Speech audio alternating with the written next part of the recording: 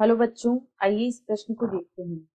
निम्न में से किसकी उपस्थिति या अनुपस्थिति के आधार पर एक सरल पत्ती एक संयुक्त पत्ती के पर्णकों से विभेदित होती है? विकल्प ए पर्णकों की संख्या, विकल्प बी कक्षस्थ कलिका, विकल्प सी पर्णफलक की आकृति या विकल्प डी पार्श्व कलिकाएं। इस प्रश्न की जो मुख्य अवधारणा है, मुख्य अवधारणा वह है सरल पर्ण व संयुक्त पर्ण। सरल व संयुक्त पर्ण। पत्तियां जो होती हैं उन्हें मुख्यतया दो प्रकार से विभाजित किया जाता है, सरल व संयुक्त पर्ण। अब सरल व संयुक्त पर्ण में क्या फर्क होता है कि जो सरल पर्ण होती है, सरल पर्ण उसकी जो स्तरिका होती है, स्तरिका वह अच्छिन्न होती है। अच्छिन्न होती है यानी उसमें कटाव नहीं होता है, और अगर होता है तो वह मध्य शिरा तक नहीं पहुंच पाता है।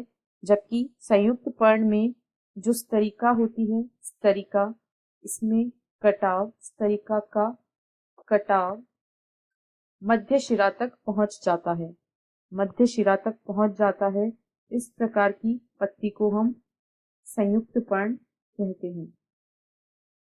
अब एक और जो विशेष बात इन दोनों पत्तियों के संबंध में होती है वह यह है कि सरल तथा संयुक्त पत्ती दोनों के पर्णवृंत के कक्ष में तो कली होती है, परंतु जो संयुक्त पर्ण होती है, संयुक्त पर्ण उसमें पत्ती के पत्रकों के पत्ती के पत्रकों के कक्ष में कली नहीं होती है, कक्ष में कली नहीं होती है। अतः यह एक मुख्य अंतर है जो सरल एवं संयुक्त पर्ण में पाया जाता है कि सरल पर्ण में पत्रकों के कक्ष में कली होती है, जबकि संयुक्त पर्ण में पत्ती के पत्रकों के कक्ष में कली नहीं होती है। अतः कक्षस्थ कलिका की उपस्थिति या अनुपस्थिति के आधार पर हम सरल पर्ण को संयुक्त पर्ण से विभेदित कर सकते हैं। अतः विकल्प बी इस प्रश्न का सही उत्तर होगा, कक्षस्थ कलिका। न कि पर्णकों की संख्या, पर्णफलक की आकृति या पार्श्व कलिकाओं के आधार पर सरल पर्ण और संयुक्त पर्ण में विभेद किया जा सकता है। केवल और केवल कक्षस्थ कलिका के आधार पर हम विभेदित कर सकते हैं। आशा है आपको प्रश्न समझ आया होगा। धन्यवाद।